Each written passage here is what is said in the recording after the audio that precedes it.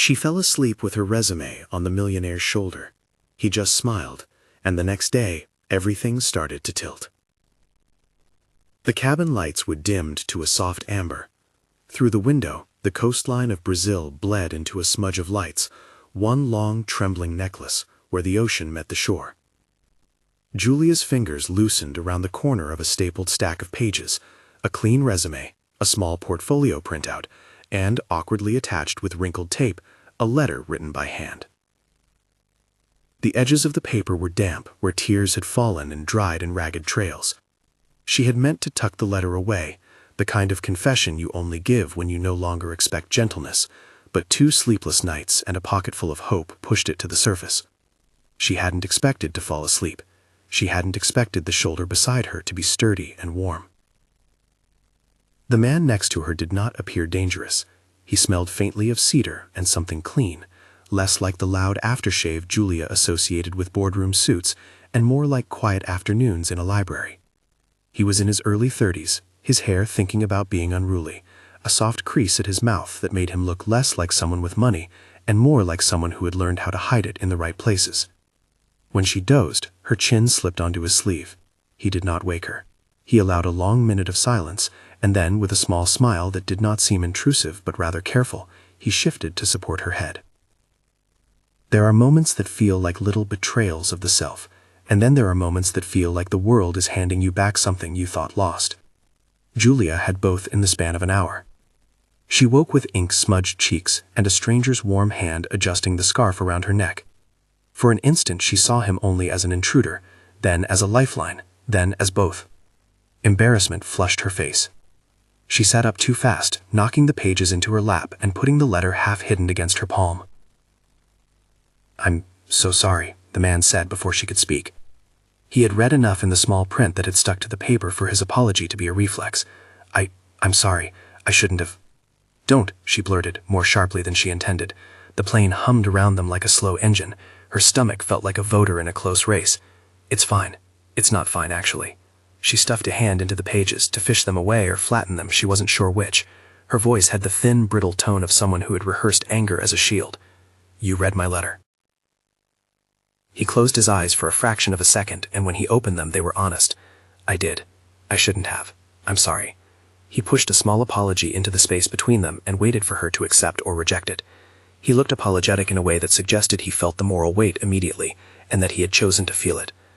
"I read it because I recognized the handwriting," he said finally, as if confessing a small kinship might soften the breach, or rather, the way it trembled. "I thought that you would help me." Her anger softened into incredulity. "How would you possibly help me? Do you have access to—" "Not access to miracles," he interrupted gently. "Access to people. Introductions. Ideas." He hesitated. "My name is Leonardo. I invest in creative companies. I travel too much.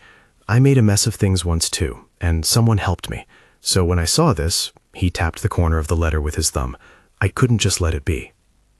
The apology had been clear, the admission of reading too.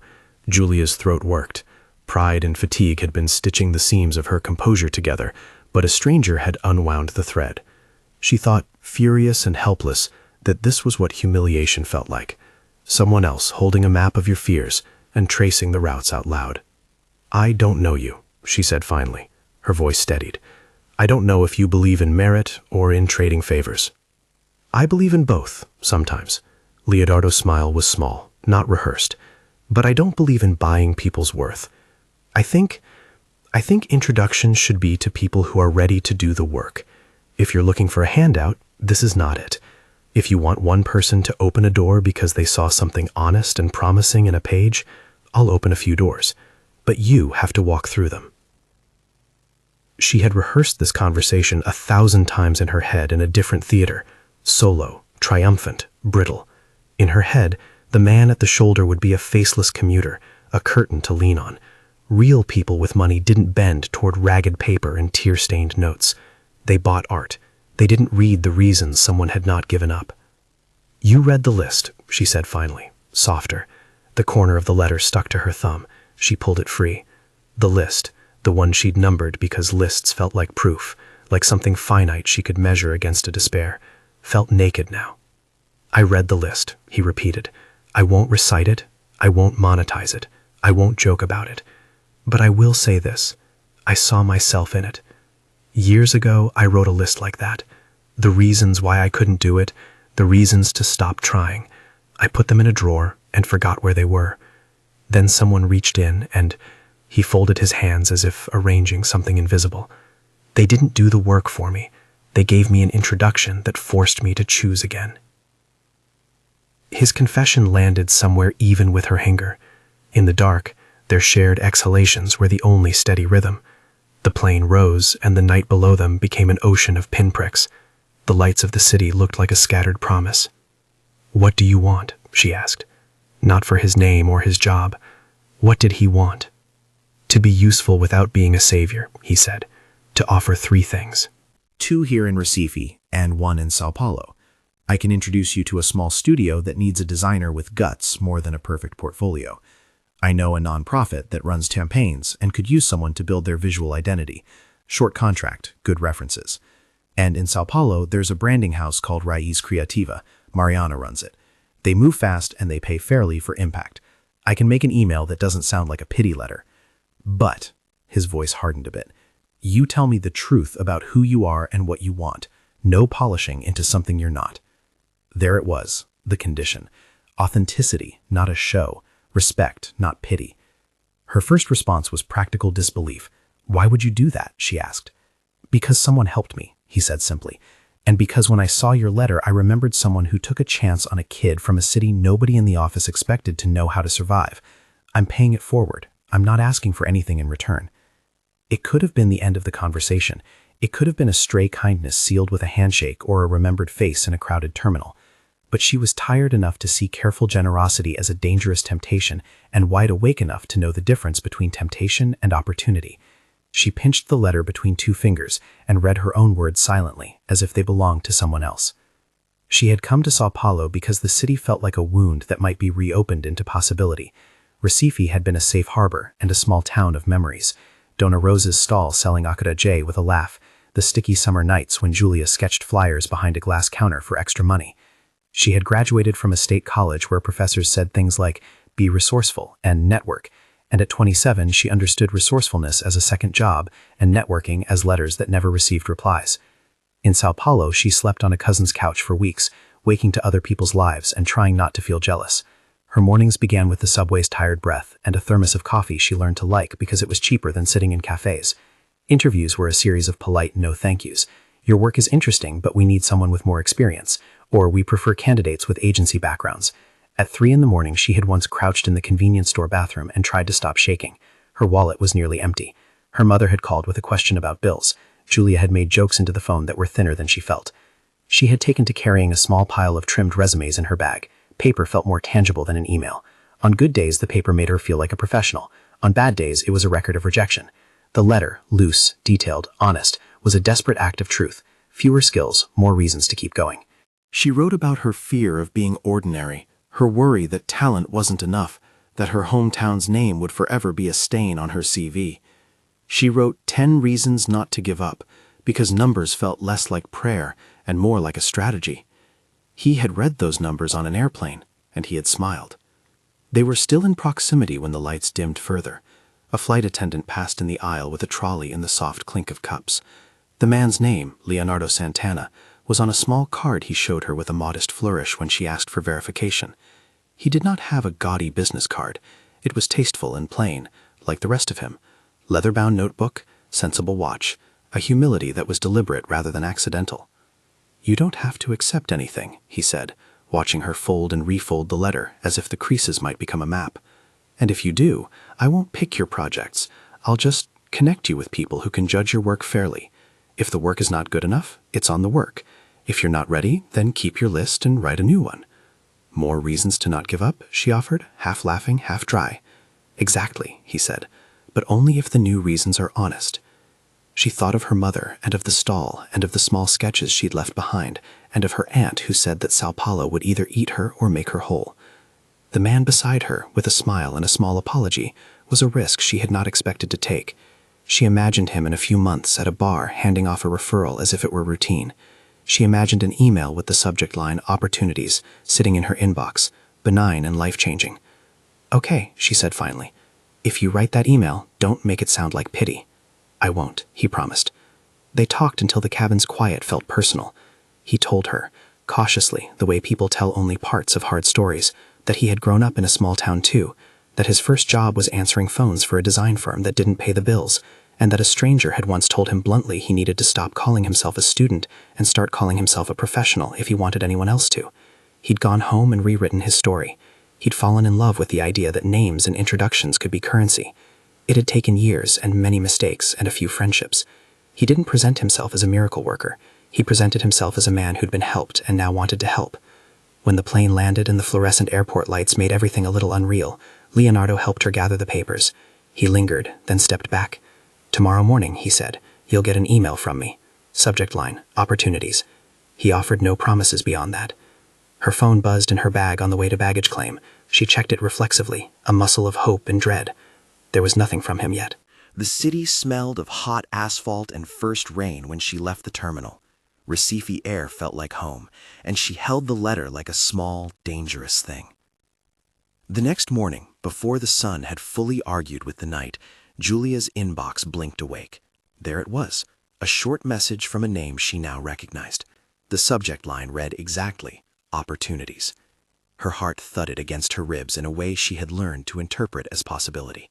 She hesitated, then opened it. The email was concise. Leonardo wrote that he'd been moved by the honesty of her letter and that he had included 3 contacts she might consider, 2 in Recife, 1 in São Paulo, and that he believed they would be receptive to someone who offered clarity and grit rather than a glossy narrative. He attached a brief note for each contact with context about her work and her approach. The tone was careful. He said plainly that he had read her letter and that he regretted doing so without asking. He apologized again and asked if, with her permission, he could make introductions. The apology was repeated, and that repetition meant something. It meant he had thought about the breach and that he wasn't glossing it over in the rush to play benefactor. He closed with the instruction that she should feel no obligation and that he hoped his message landed with dignity. She held the phone with both hands, like someone clasping a fragile thing. The first contact was for a small design studio in Recife that had just won a municipal contract to refresh signage at local cultural centers. The second was a short-term contract with a nonprofit that ran literacy campaigns and needed a visual refresh. The third, the São Paulo lead, was a direct note to Mariana, founder of Raiz Criativa, who was described as a founder who prioritizes narrative-driven design and takes chances on people who can tell a story. Attached to each paragraph was a name and a one-line descriptor. No hyperbole, no flattery. Leonardo had written, Júlia Andrade, graphic designer, born in Recife, UX and branding work, notable for empathetic storytelling and unpretentious skill, open to both project work and leadership roles in small teams. Her cheeks warmed with an odd mixture of incredulity and shame. A stranger had found the thread of her life and tied it to 3 doors. She could accept the invitations or refuse. She could feel like a charity case or like a professional with a sudden set of possibilities. She scrolled to the bottom. Leonardo had attached a short note he'd written to each person. They were simple lines, honest praise, and a summary of who she was. He had not exaggerated. He had not added embellishments that might later implode. For a while, she just sat at the kitchen table with the phone in her hand, listening to the refrigerator hum and paying attention to the way the sunlight made the dust motes look like motels for flying things. Her mother, Dona Rosa, moved around in the background, a muffled presence, making coffee and calling out small domestic orders. Júlia read the email again and again, until the words settled into her like a soft, cautious warmth. She did not reply to Leonardo immediately. She felt the need to act with autonomy, so she opened her portfolio files and began to work. The first thing she did was rewrite a cover email in a voice that was honest rather than hungry. She addressed the studio in Recife with a few lines about growing up near the coast, about how local craft markets taught her to value visual language in the ways she had once thought only schools taught. She linked to a portfolio piece that had been a volunteer project for a community theater. No glossy reframing, just the process and the outcomes. For the nonprofit, she emphasized strategy, how design could be measured in engagement and in kids showing up at a book fair, and she provided a compact plan for a 3-week pilot. For Mariana, she wrote something different, a short, intentional story. She told Mariana how she had once designed flyers for a small market stall and watched people pause. She confessed, without melodrama, that being in the city had taught her how much she valued work that mattered, not work that only won awards. Her hands shook as she hit send. Sending was an exercise in faith, less prayer and more practice. Then she set a plan, follow-up scheduled, portfolio links updated, a quiet ritual of making tea and opening one page at a time to find the work she wanted to be judged on, not her fear, not her letter, but the finished pieces and the thought behind them. Leonardo's email came again later in the day, a message that simply read, "No pressure, take whatever time you need. Tell me if it's helpful, otherwise I promise not to send anything more." It was respectful of privacy and dignity. He had made an intrusion and had attempted to repair it with an offer that came with a boundary. Within 2 days, she had a reply from the Recife studio asking for a short in-person meeting to discuss a signage project. The nonprofit wanted to schedule a call to talk about timeline and measurement, and Rise Creativa, Mariana herself, wrote back with a brusque, almost amused note. "Send me your top 3 pieces. Tell me which one makes you angry to show and why."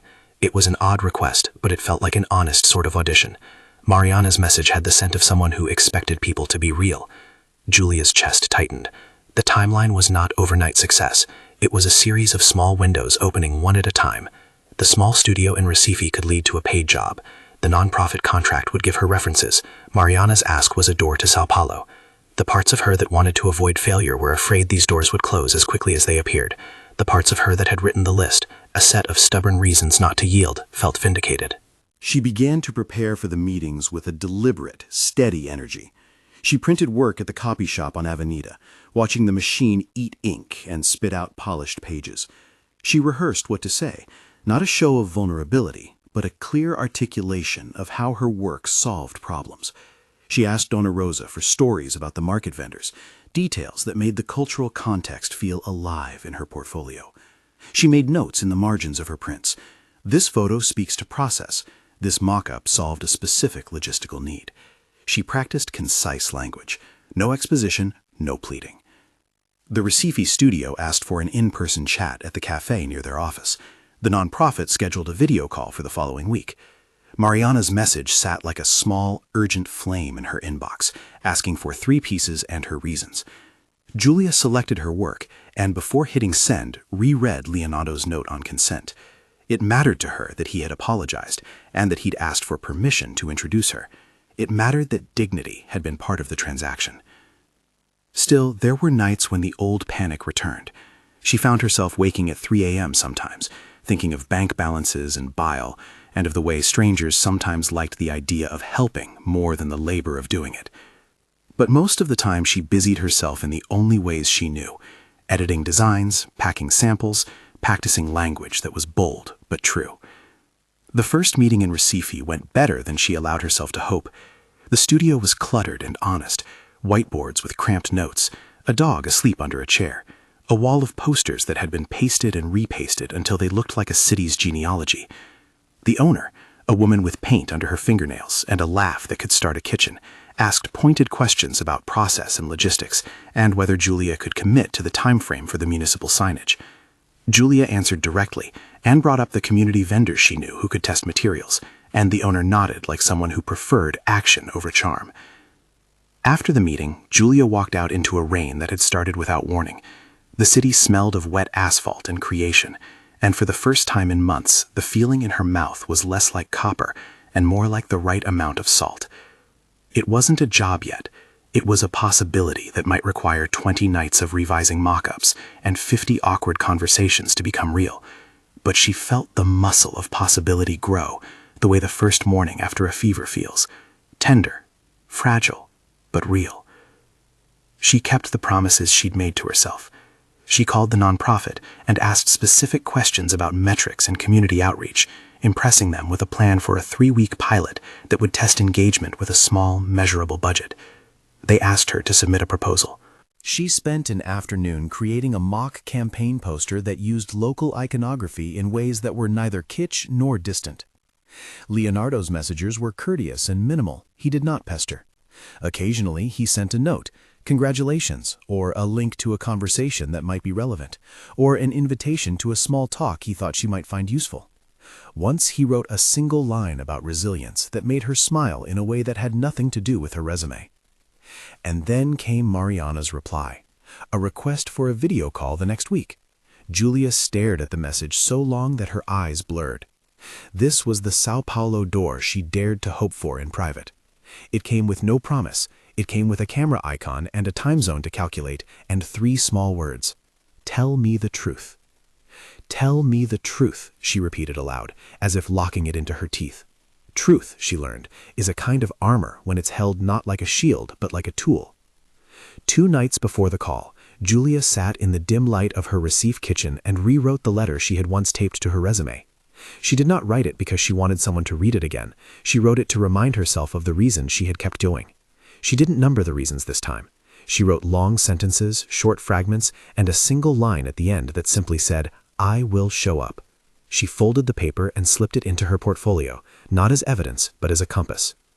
When the day of the interview arrived, she put on a shirt that had belonged to a cousin, plain, white, comfortable, and sat at the small table near the window. The light slanted in an honest way, and the room smelled faintly of coffee and old paper. Her laptop warmed under her hands, and the video call began with the soft blur of connection. Mariana was younger than she'd expected, and older than she felt. She wore a band of silver and had paint on her knuckles despite the carefully curated office behind her. Her voice was bright and ready, and when she asked why Júlia had chosen the 3 pieces she sent, Júlia answered in a way that was direct and unapologetic.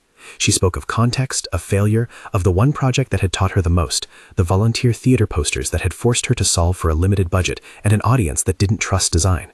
Mariana listened as if listening was a kind of work, and said, when Júlia finished, "I like that you don't try to hide the parts that were hard."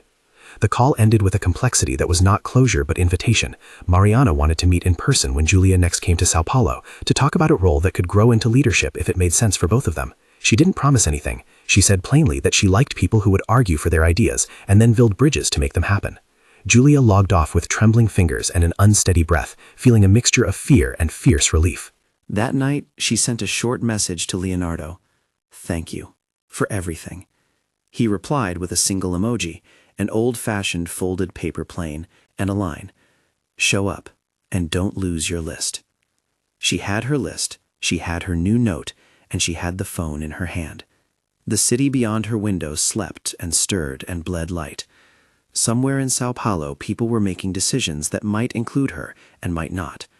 The timeline was not a fairy tale. There would be edits to make, hours of unpaid prototypes, awkward compromise, and at least one scary elevator pitch. There would be days when she would doubt whether she was good enough or deserving. Still, the sequence had started. A stranger's apology, an honest offer, her own deliberate action.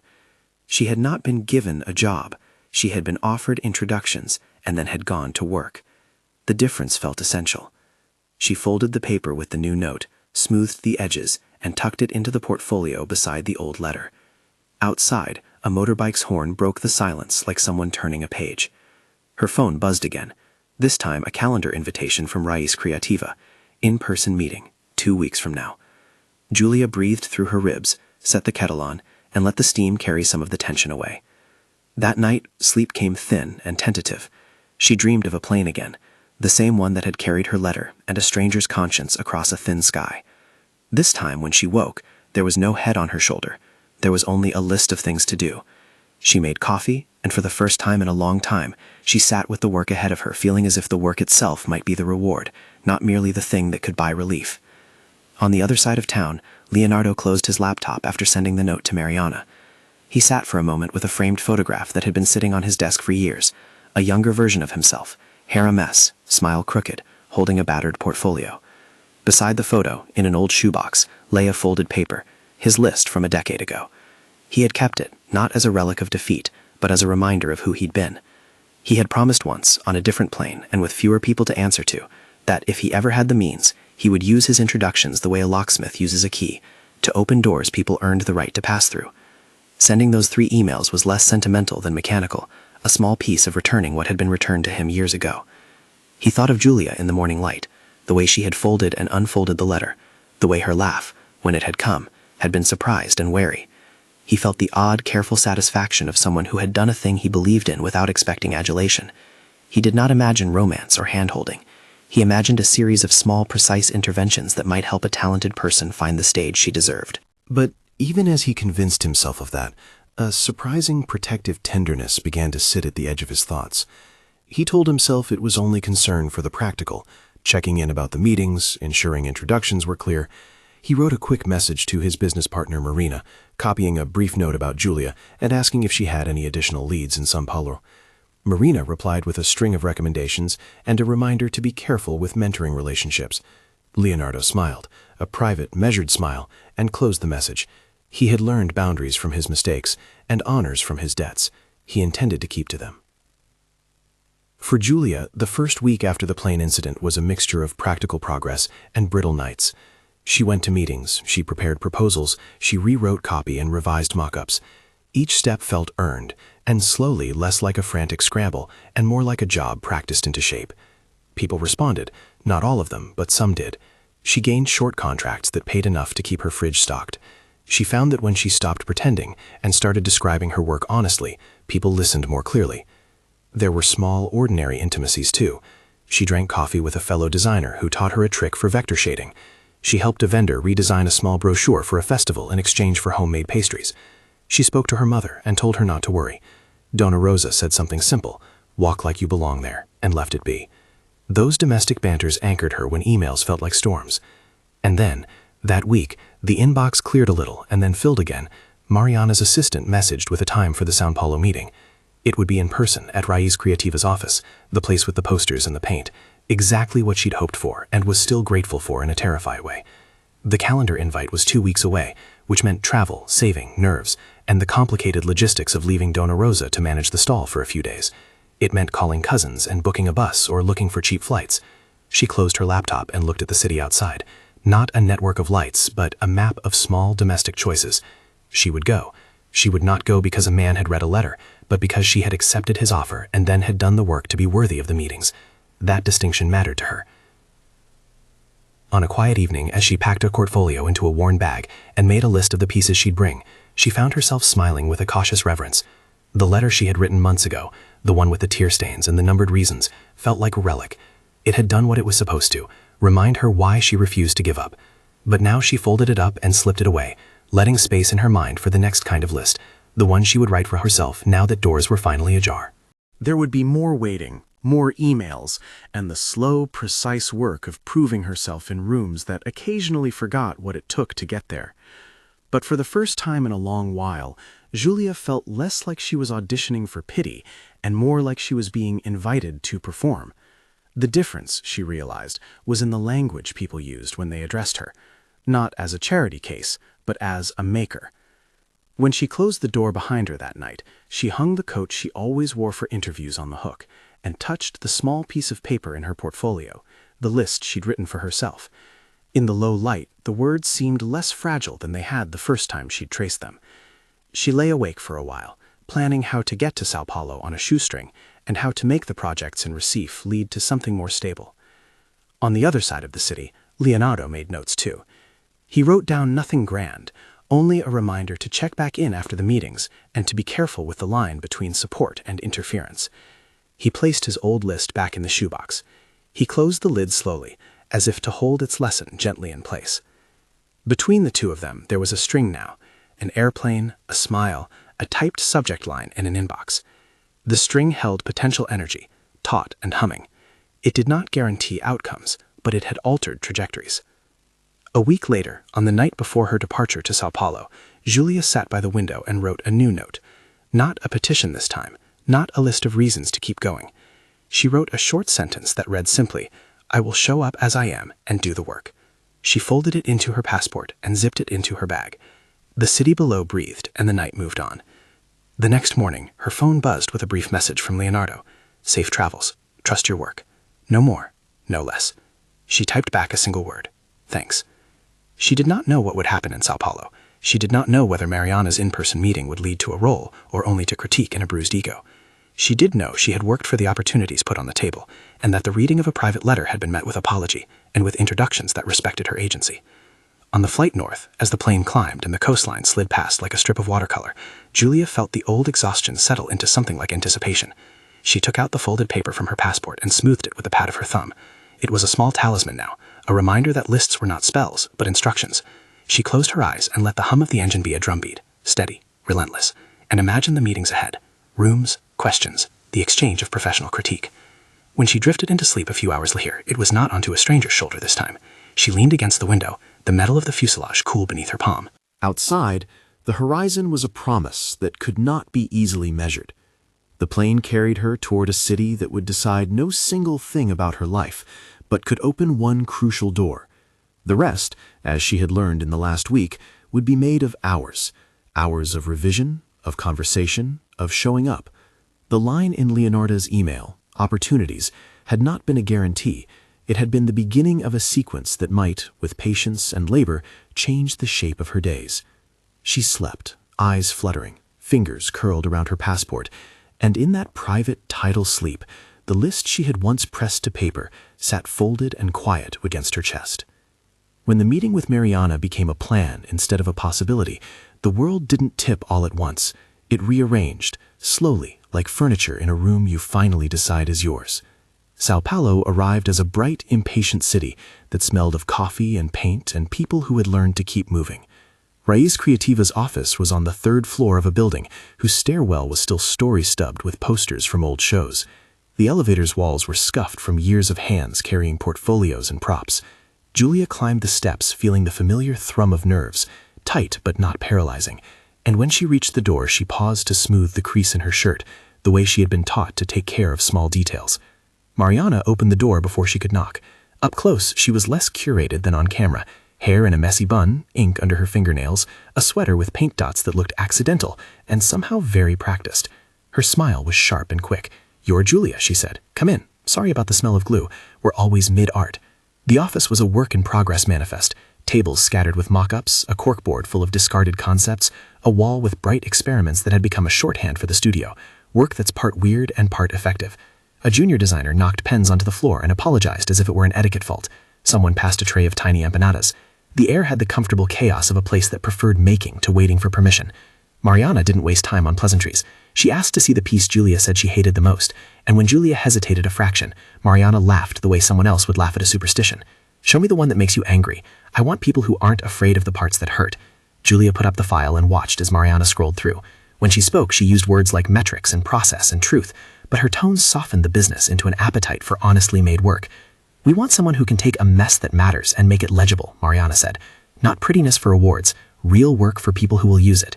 They talked for an hour that felt like 15. Mariana asked specific questions. How Júlia would approach a campaign for a local cultural fair, what constraints she'd prioritize, how she'd test with a small audience. And each answer came from the corners of the projects Júlia had done, not from rehearsed rhetoric. There was space for critique, and there was also the room to explain how ideas had been refashioned after mistakes. That, Mariana said, was rare. "There's a part-time leadership role I can carve," Mariana offered, then corrected herself with a smile. "A role with expectation of growth, if it fits. You'll have to be in Sao Paulo for core weeks and then manage remotely sometimes. We pay in that honest, uncomfortable way. Fair for impact, not startup glamour. You'll get a small team, a chance to design at scale, and exposure to clients who measure results." It was not everything she'd dreamed. No big agency name, no immediate security. But it was the kind of role that could change how she shaped her days. It required travel and a rhythm that expected someone to hold two lives, a studio life in Sao Paulo and a thread back to Recife that would not fray. She left the meeting with a calendar invite and a new kind of nervous energy, not the raw fear she'd carried to so many interviews, but the electric attention of possibility. The weeks that followed were dense with work and decisions. Júlia said yes with conditions that were hers. She would not simply move and vanish. She asked for the flexibility to keep some of her Recife commitments, to manage a local contract she had promised to finish, and to return home twice a month during the first 6 months. Mariana accepted those boundaries with a frank nod. "If you do this, we want you whole, not stretched thin. We'll design the rhythm with you, honesty first," she said. The workflow changed her life in predictable ways. Early mornings turned into client meetings, and late nights into prototype marathons. She took trains that ran hot with people's ambitions and learned the names of the baristas who began to understand her coffee order. She had to relearn the economy of time, how much could fit into an hour of transit, into a lunch break, into a weekend with her mother. The first big test came 3 months in. Raiz Creativa had won a municipal brief to rebrand public-facing services in a low-income borough, a piece of work that would require community engagement and careful, non-patronizing design. The client was cautious. The municipal board had been burned by outsiders before. Mariana put Júlia in charge of the initial research sprint. Speak to vendors, sit on stoops, listen. It was a baptism by practice. Júlia returned to Recife for a short research trip as part of the hybrid role she'd negotiated. Walking the streets she knew, the market that sold woven hats, Donna Rosa's stall with its calloused hands and warm laughter, she caught the cadence of local life and learned which colors read as heritage and which read as cliché. She brought these details back to São Paulo and pitched them as assets, not quaint artifacts. Her team listened. They tried her layouts. They tested the icons in a community center and counted real reactions. When the campaign launched, it didn't blow up overnight. It did something steadier. It made people notice, and then it made a leader in the municipality invite them back. The client called Mariana and said their inbox had filled with attendance numbers and people saying, "We feel seen." For Júlia, the call felt like a report card written in the only language that made sense, metrics and warm letters from people who said that things they'd used every day finally felt made for them. In São Paulo, Leonardo kept his distance in the disciplined way of a man who knew how easy it was to misstep. He attended to the edges, sending an article, tagging her on a conversation he thought relevant, forwarding a note from Rafael who'd asked about a talk on audience research, but he did not behave like a guardian or a sponsor who micromanaged. When he visited Raiz Creativa for a panel, he didn't bring gifts. He brought a question that made Mariana and one of the junior strategists rethink their approach to testing prototypes. He liked hard ideas, not soft praise. Their meetings had a different texture now, less the electric, charged exchanges of a stranger extended into help, and more like the steady tastings between people learning a new cuisine. Sometimes they met for coffee at a small corner place where the staff knew both of them by name and started their banter with a joke about latte art.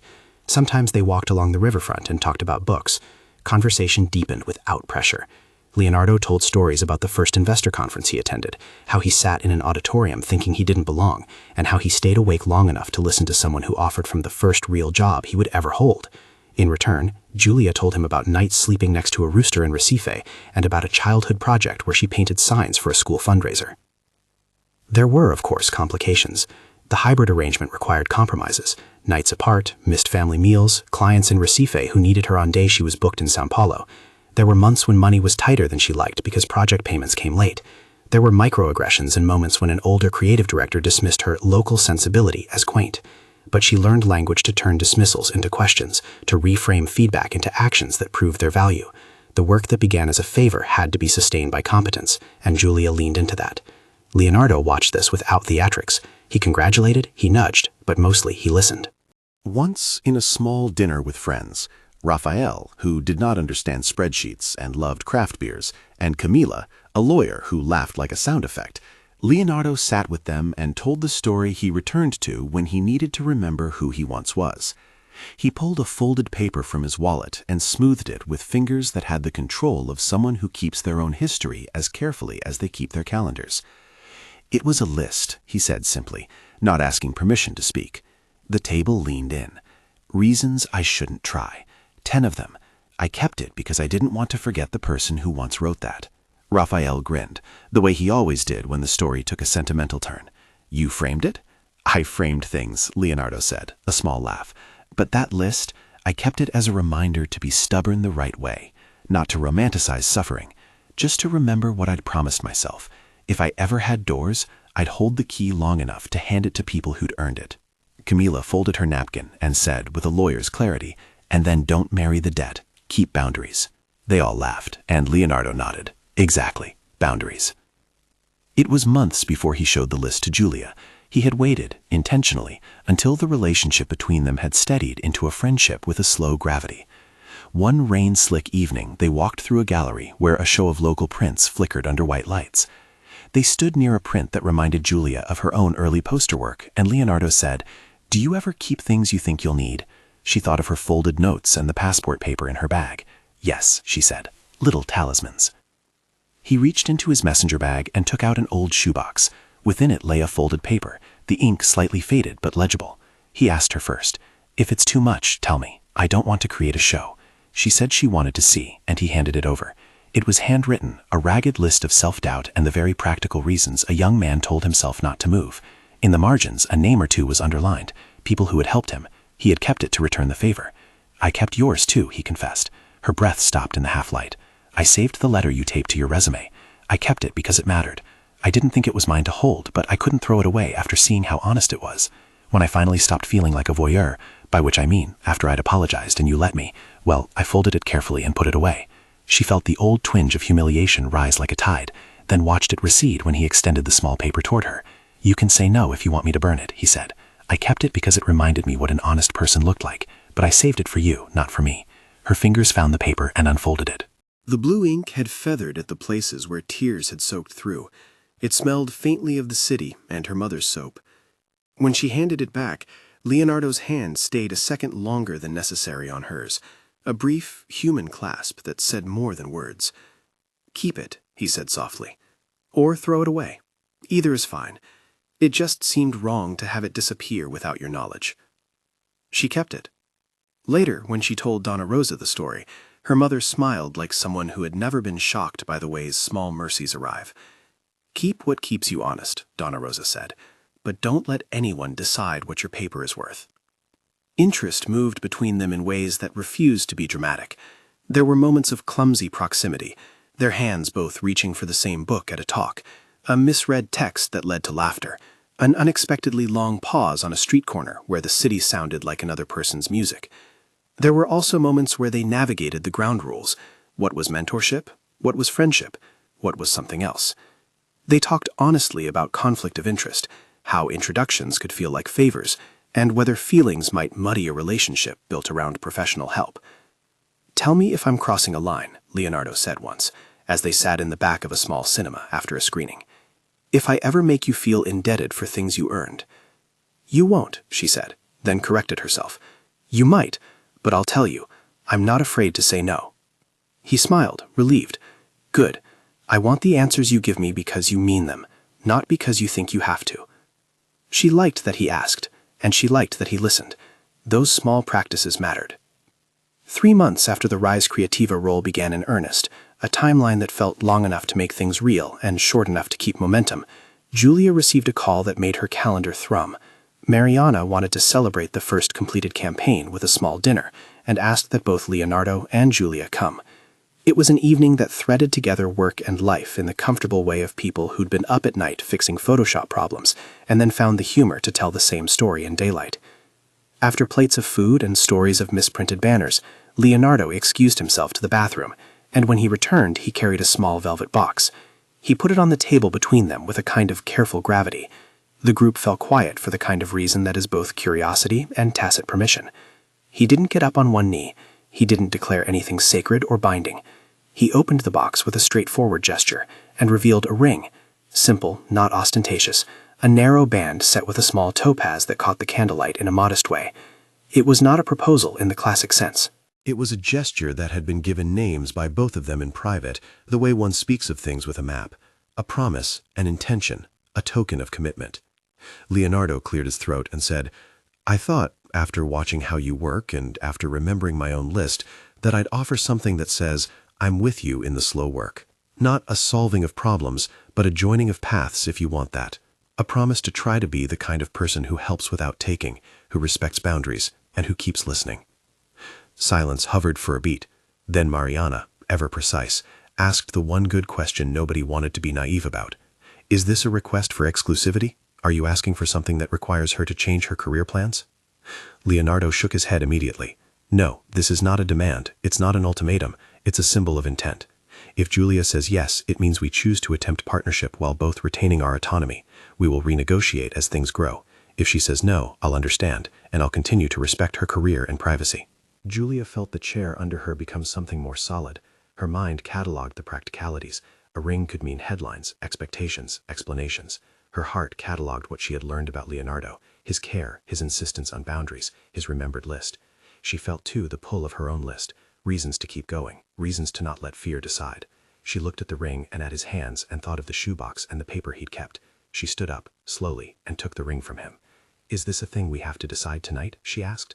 "No," Leonardo said, "not tonight."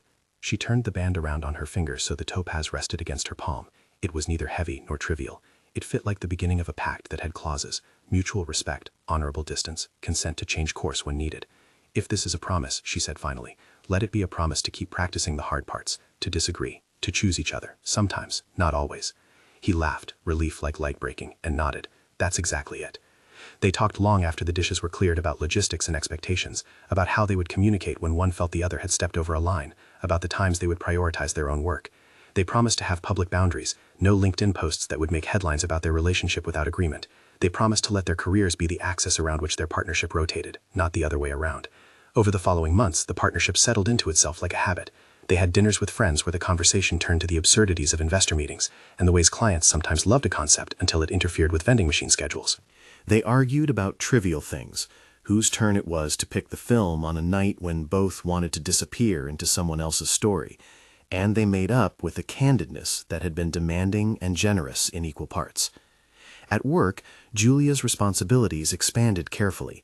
She found a team that could trust her because she had learned how to invite trust, by sharing her thought process, by admitting error quickly, by offering practical fixes. Her designs began to travel beyond Sao Paulo, to a neighboring city that wanted their community signage, to a friend of Mariana's who ran a bookstore festival and asked her to design the poster series.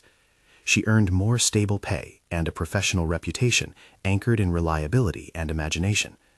There were setbacks, of course. A client once requested changes that made the work less accessible, and Júlia had to find diplomacy and the courage to stand for the original intent. Another time, a small contract from Recife was delayed for weeks, and she had to balance bills and patience. Each setback taught something new about negotiation and endurance.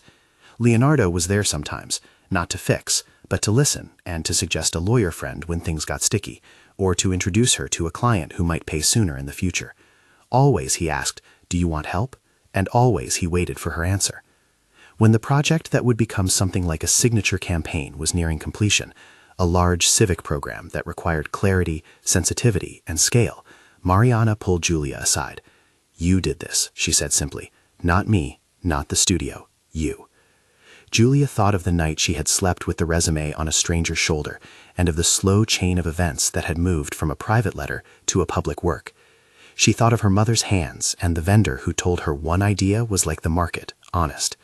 She thought of the list she'd kept folded in her portfolio, and how it had become less a plea and more a ledger of effort. "We did it," she said finally. "I did my part. You gave me the room, but the work is the work." Leonardo watched her from across the room and smiled in a way that said all he wanted had less to do with owning her achievements and more to do with being present for them.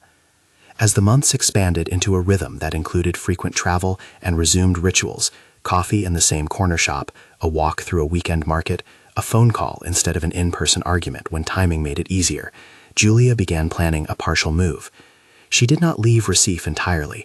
She found a small room near Raiz Creativa for 2 or 3 nights a week, and kept a small apartment in Recife where her mother visited often. The partial move was logistical ballet, arranging taxes, splitting furniture, securing client contracts that could be fulfilled across cities. Dona Rosa helped choose which kitchen items to send north.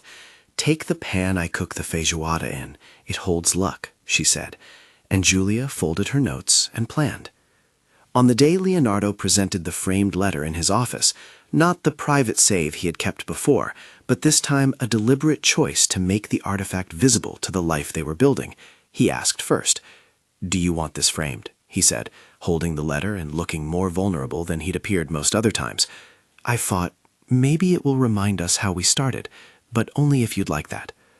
Júlia studied the handwriting and the faded edges. Then she nodded. "Frame it," she said, "not as proof that I was rescued, but as evidence of the choices that led here. Keep it somewhere we both see, and remember that it's a thing we promise to hold carefully." He framed it with a slow deliberateness and placed it on a bookshelf alongside a small photograph of the two of them at a festival, their faces tired and laughing. On the opposite shelf, he placed the shoebox with his old list, not hidden but kept as a reminder of his promise. The two items sat together like small monuments to reciprocal histories, one a plea, the other a memory, both recontextualized by the hands that chose to honor them without fetishizing them. When he finally slid the topaz ring onto her finger in a quieter moment, a small exchange after a night of rain and takeout, there were no cameras, no dramatics. She slid it on and then took it off and slid it back again, testing its weight. "Promise," she said with a laugh that was part gratitude and part skepticism. "Promise to keep your shoebox of regret from piling up like trophies." "I promise," she said. "And you promise to keep your lists as maps, not as debts." "I promise," she answered. Time, that relentless modifier, kept shaping them.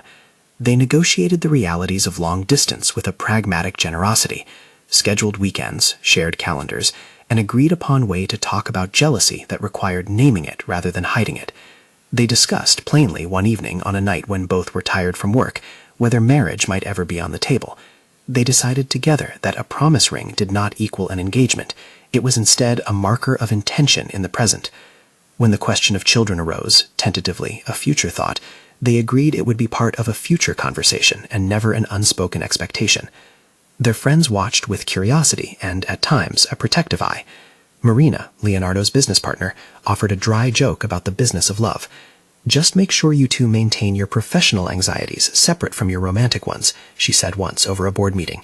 "It keeps the heated debates about typography from becoming existential arguments." She meant it kindly. Leonardo appreciated that a colleague would insist on that line. Júlia appreciated that the people in their circles understood the hazards that came from mixing mentorship and intimacy.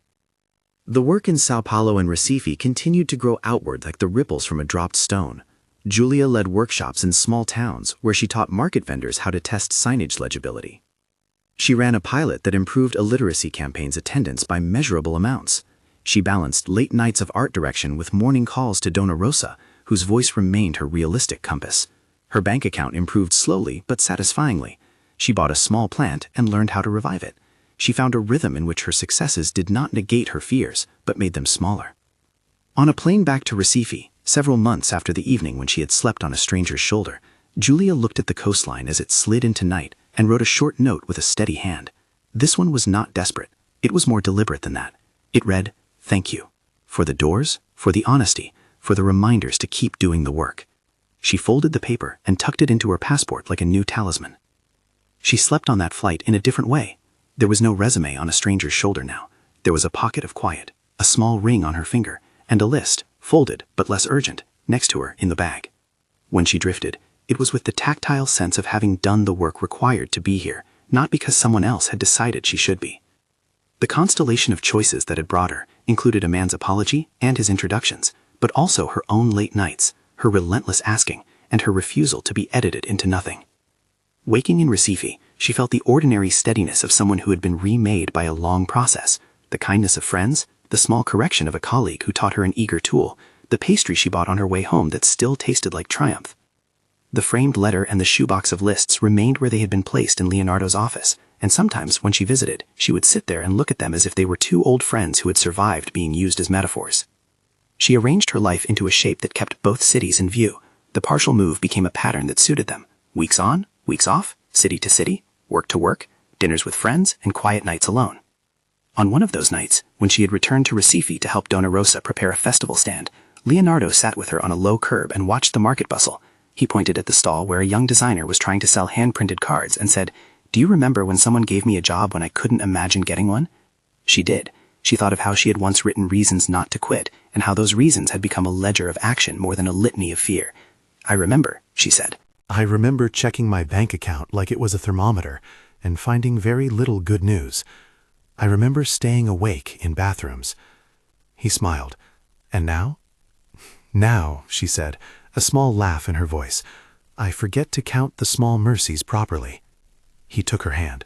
The ring was warm where his thumb brushed it. "Let's keep counting them together," he said. They did, not by grand declarations, but by the daily practice of attention, showing up to the hard meetings, answering frankly when disappointment arrived, arranging travel so commitments were kept, telling truths that sometimes hurt, and then fixing them. They protected the boundary where help became pressure, and held each other accountable when one grew sloppy in ways that risked the other's dignity. The framed letter remained a quiet witness to the origin of their connection. The shoebox remained a humble reminder of obligations that must be kept. Neither object became a shrine. Instead, they served as maps, useful, folded, sometimes dog-eared, of where each had been and how they had acknowledged that past without living inside it. One night, some time later, Júlia found herself on a plane again. this time returning from a small design talk she'd given in a neighboring state. She took out a pen and scribbled something short on the back of a receipt. Be brave, be careful, be kind. Folded, it fit into her passport the way the other notes had. She lay her head against the window and let the city lights pass, like a slower kind of punctuation. The ring on her finger caught the glow, not blindingly, but steady, like a small lighthouse. When she fell asleep, a brief warmth came to her shoulder. Not a stranger's hand this time, but the soft edge of the person she had chosen to share parts of a life with. He did not cradle her like a rescuer. He leaned in as someone who traveled the same distance and knew the cost. She slept with a confidence that had grown from work and from the small mercies, and from a partnership they had chosen to define slowly, honestly, and on equal footing. She woke, in the hush before landing, with the same list tucked into her passport, and with a gratitude that tasted like a clean, practical thing. Not magic, not miracle. The result of choices, introductions, effort, and mutual care. She smoothed the paper, and then with a quiet hand slid it back into a pocket. Below her, the coast unfurled like an answer to a question she'd once been too afraid to ask. If you loved this story, share and subscribe for more real-life inspired tales.